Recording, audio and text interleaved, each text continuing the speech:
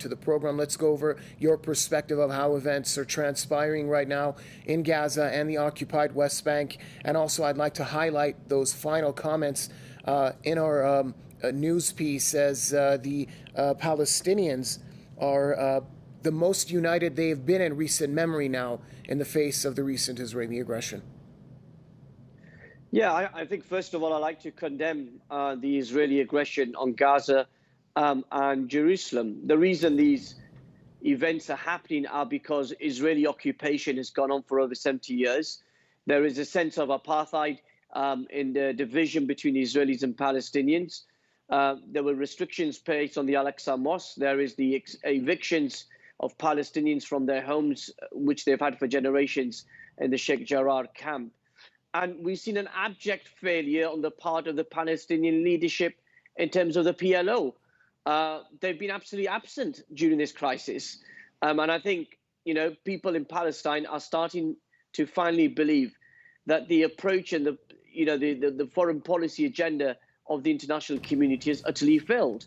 When foreign governments are able to come out and attack Hamas for those rocket attacks, but were absolutely silent and using very soft language when it came to what is happening in Al-Aqsa and Jerusalem and Sheikh Jarrah, and the ethnic violence towards Palestinian and Arabs within Israel.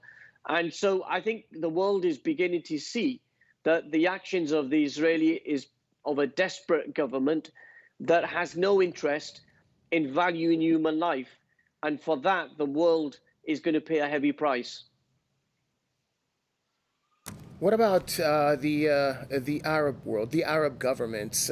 We were speaking to our correspondent in the West Bank just earlier, and I mentioned that it's about time that Arab governments stepped up and not just issued messages and condemnations, which are nothing but platitudes, but they should take action. What do you think?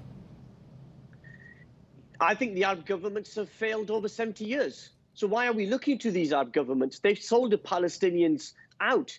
They've established diplomatic relationships without a viable Palestinian state.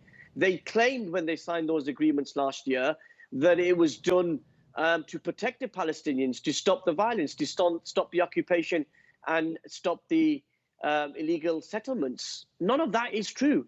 Today, the settlements are increasing. Palestinians are being evicted from their homes. Even the Al-Aqsa Mosque is desecrated in the most brutal sort of way in which a place of worship is attacked, and the world remains silent. So I don't think we need to look to the Arab world or the Muslim world. It's been utterly appalling. And, 57 countries of the Organization of Islamic Conferences, the best they can do is issue statements.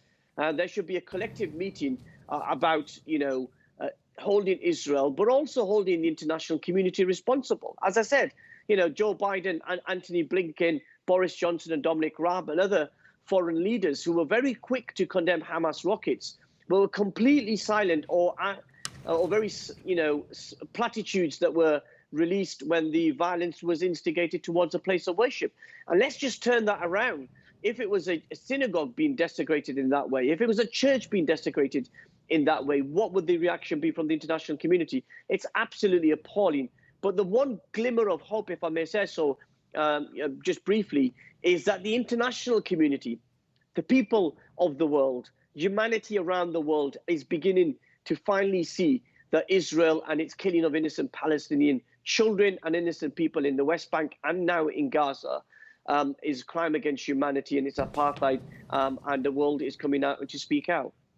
Thanks a lot, Mohammed Shafiq, CEO of the Ramadan Foundation, joining us from the British capital, London.